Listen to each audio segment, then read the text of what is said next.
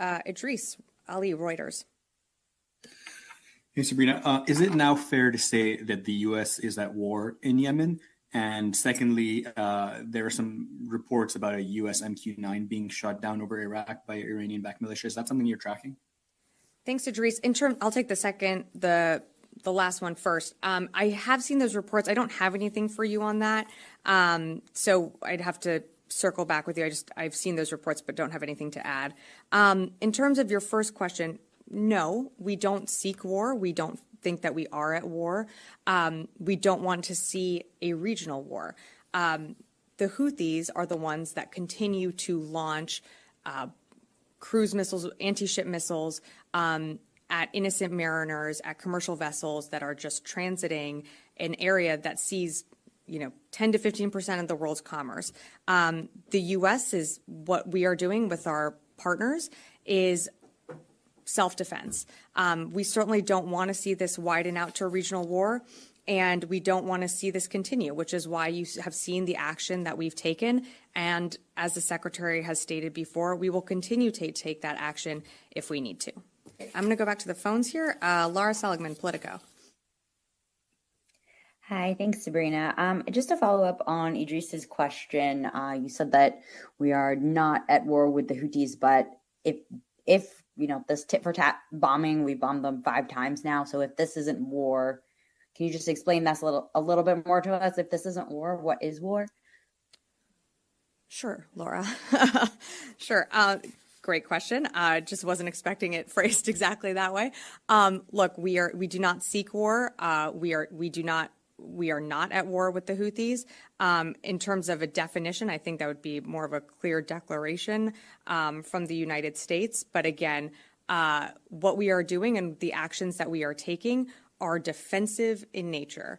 I would turn back to the fact that there have been over 30 attacks by Houthis on 50 different nations that are transiting the Red Sea at this time. I can only repeat so many times that we do not seek war with the Houthis, but we will take self-defense actions if we need to protect our troops, to protect commercial shipping, and to ensure that freedom of navigation is still allowed through international waterways. I'll take another question from the phone here. Jared Zubra, Al Monitor.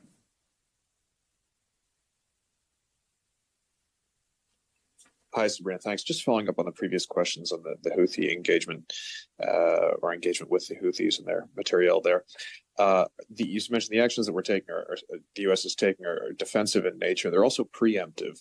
I mean, is it fair to characterize this as a sort of conflict of attrition in terms of the Houthis' supplies here? I mean, what is the end goal here? Is the department seeking to sort of leave the Houthis with nothing left to strike commercial shipping in the end of this?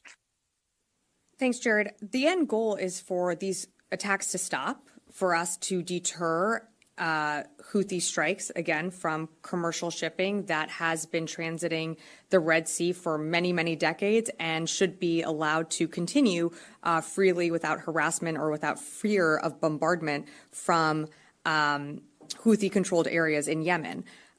So the ultimate goal is for these attacks to stop. It's up to the Houthis to decide when that occurs. It's their decision to continue to launch these attacks. But again, what they have available to them, the systems, the capabilities that they had available to them yesterday are not the same ones that they have available to them today.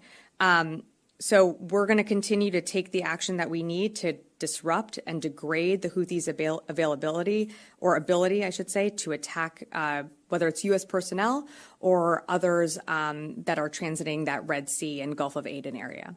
Question regarding everything going on in the Middle East. Sure. Since October, Iran-backed Hamas launched that massive attack against Israeli civilians and tourists from other countries.